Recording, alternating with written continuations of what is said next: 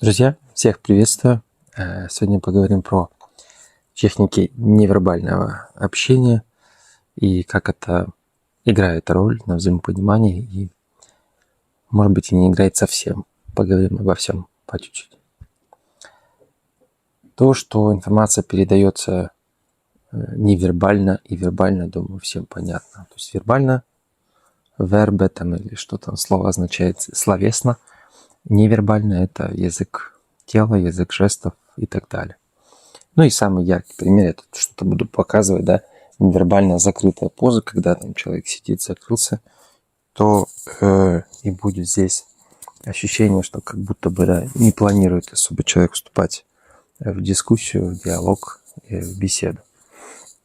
Но нормально ли это? Нормально, потому что это показывает где-то даже подсознательно, мы об этом не задумываясь, что я сейчас там не готов к каким-то глубоким темам, сокровенным беседам. По разным бывает это причинам, потому что порой дело не только в собеседнике, да, я не тебе не готов открываться, а я в принципе не готов сейчас открываться, я себя сейчас плохо чувствую в своих мыслях, в своих нагруженных каких-то переживаниях и так далее.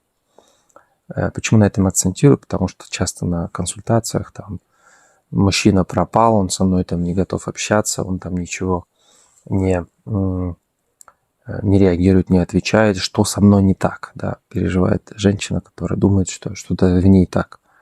Очень часто бывает, что просто у него какой-то загруз по своим личным делам, тем более, если это начало отношений, у вас еще не, мягко говоря, не глубокие сокровенные отношения, где вы глубоко понимаете друг друга, нюансы, особенности друг друга, и вот отсюда и начинается вот это докручивание, что раз со мной не идут взаимодействия, то что-то со мной не так.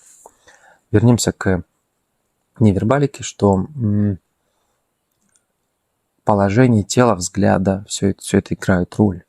Этим вы показываете, как вы активно воспринимаете. Потому что порой где-то это вы как активный слушатель, но я сейчас больше к мужчинам, конечно, обращаюсь, да и порой к женщинам, которые пытаются порой, делая какие-то еще дела, общаться с мужчиной. И я легко представлю, да, двух женщин, которые общаются и параллельно делают какие-то дела. Это как будто уже норма, мне кажется. Есть у вас такие вот таланты многозадачности, да, но я с трудом представляю, может, это только мои проблемы, женщину, которая хочет открытый, приятный диалог, к примеру, но с мужем, да, но при этом у нее еще какие-то куча дел происходит параллельно.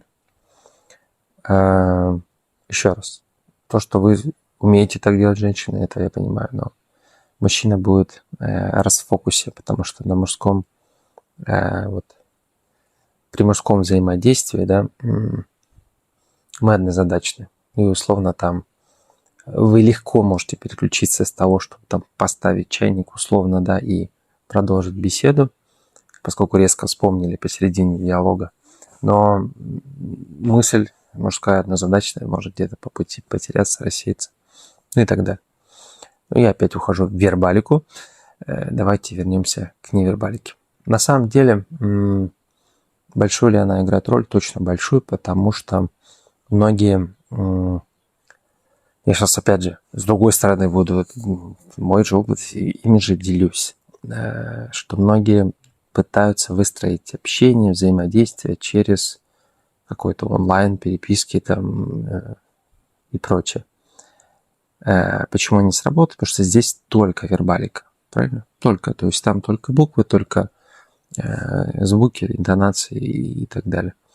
Невербалика, в том числе не только язык тела, ароматы тела, химия тела, конечно, по удаленке ее не передать.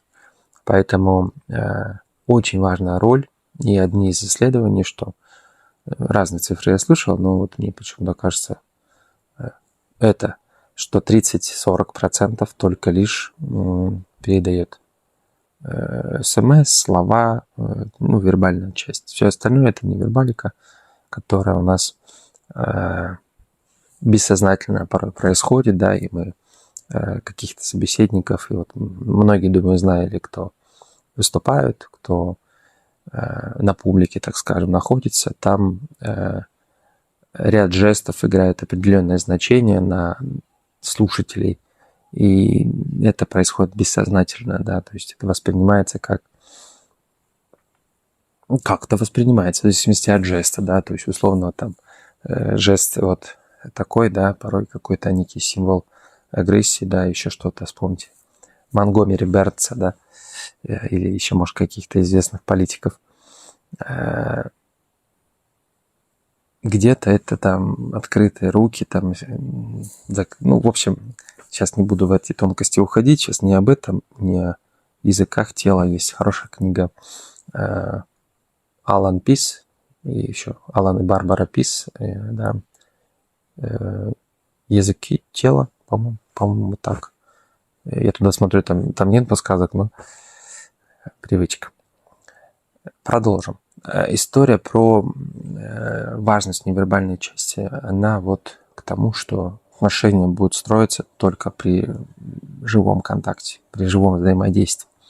Если вы, еще раз, пытаетесь как-то по удаленке с вахтовиками, с моряками, иностранцами из далеких прекрасных стран что-то выстроить, ну, не тешьте все иллюзий.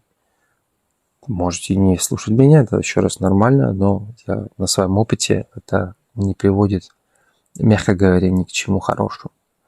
Это приводит к чему? Что из-за вот этих 30-40%, которые вы получаете в виде там, да, смс-ок или звонков, у вас начинает складываться представление о человеке, что вот он такой, и остальных-то 60 у вас нету процентов невербальных.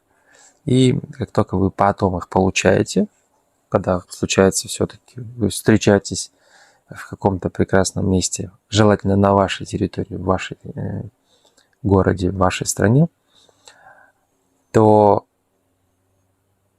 вы можете удивиться. И я слышу это постоянно, что он так странно себя повел, там все было у нас хорошо. Когда все было хорошо? Когда вы смсились?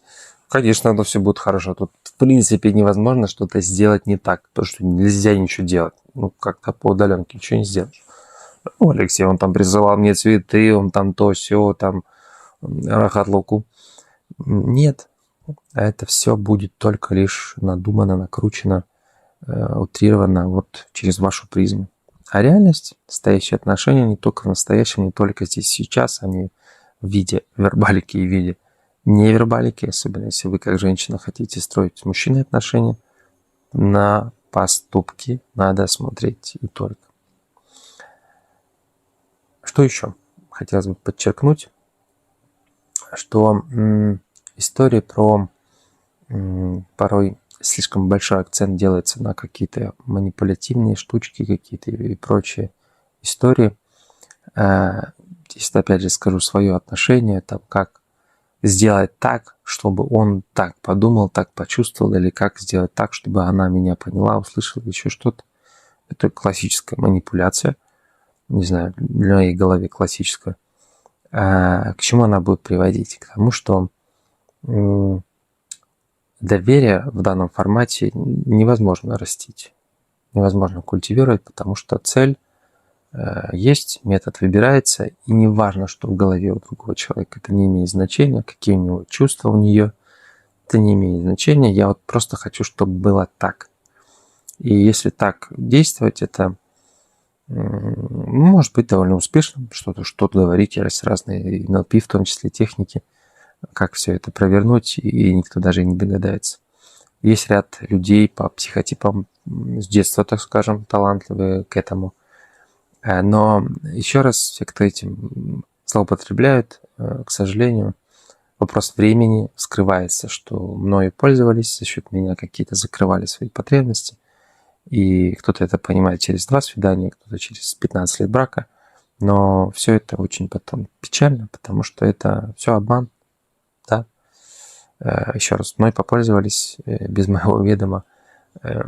Никому от этого не будет приятно, но Другой еще принцип какой-то, не знаю, справедливости, это сработает же против вас. То есть чем больше вы пытаетесь достичь своей какой-то цели, не учитывая чувства, эмоции, готовность другого, это сработает. Бумерангом с вами произойдет ровно то же самое.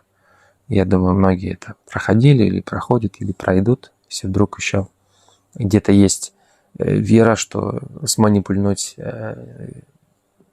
без последствий получится. И получится. Но не надо мне верить, хотите проверить, кто я такой, может, я ошибаюсь. В общем, я за настоящие отношения, за открытые, за честные, и в них нет никаких скрытых сложных схем, путей. В них все прямо и открыто говорится. Но, опять же, и говорится, и делается, да, много о чем можно говорить. Поэтому желаю вам этого, максимальной честности, как обычно, традиционно. Тем, кто еще не на курсе, приходите. Курс по построению счастливых отношений, книги, клубы, консультации, я к вашему распоряжению. Да и просто вопросы, не стесняйтесь, пишите. Наверное, в соцсетях, боюсь, на YouTube там могу что-то пропустить. Всем хорошего дня, пока.